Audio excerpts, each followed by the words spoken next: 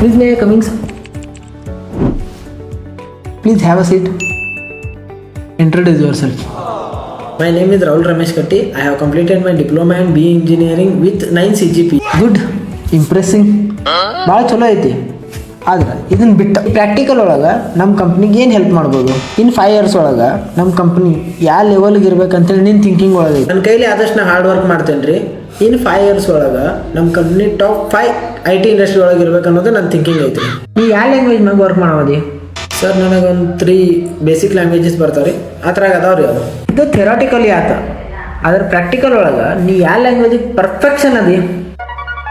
Any experience? Any course? I am really sorry. You can leave ನಾವು. Sir ನೀವು ನೋಡಿದ್ರೆ ಇಲ್ಲಿ ಪ್ರಾಕ್ಟಿಕಲ್ ಏನೇನು ಬರ್ತೈತೆ ಅಂತ ಹೇಳಾಕತ್ತೀರಿ. ಅದಕ್ಕೆ ನಮ್ಮ ಕಾಲೇಜ್ ಒಳಗಲ್ಲೇ ಬರೀ ಅಸೈನ್ಮೆಂಟ್ ಜರ್ನಲ್ ಅನ್ಕೋತ ಅದನ್ನು ಮುಗಿಸ್ಲಾಕ ಬಿಡಂಗಿಲ್ಲ. ಇನ್ನು ಪ್ರಾಕ್ಟಿಕಲ್ ಯಾವಾಗ ಪ್ರಾಕ್ಟೀಸ್ ಮಾಡ್ಬೇಕು? ಅದು ಬಿಟ್ಟು ನೀವು ಕೋರ್ಸ್ ಏನು ಮಾಡಿರಿ ಅಂತೇಳಿ ನಮ್ಗೆ ಕೇಳಾಕ ಬರ್ತೀರಿ. ಕೋರ್ಸ್ ಯಾವಾಗ ಮಾಡ್ಬೇಕು ರೀ? ಇಲ್ಲಿ ಲಕ್ಷ ತುಂಬ ಮಟನ ಸಾಕಾಗಿರ್ತೈತೆ ನಮಗೆ. ಅದನ್ನ ಬಿಟ್ಟು ನಾಳೆ ಕೋರ್ಸಿಗೆ ಅಷ್ಟು ರೊಕ್ಕ ಕೊಡು ಇಷ್ಟು ರೊಕ್ಕ ಕೊಡೋದು ಎಲ್ಲಿಂದ ಕೊಡ್ಬೇಕು? ನೀವು ಇಲ್ಲಿ ಕೇಳೋದು ಒಂದು ಅಲ್ಲಿ ಕಾಲೇಜಾಗ ಕಲ್ಸೋದು ಒಂದು.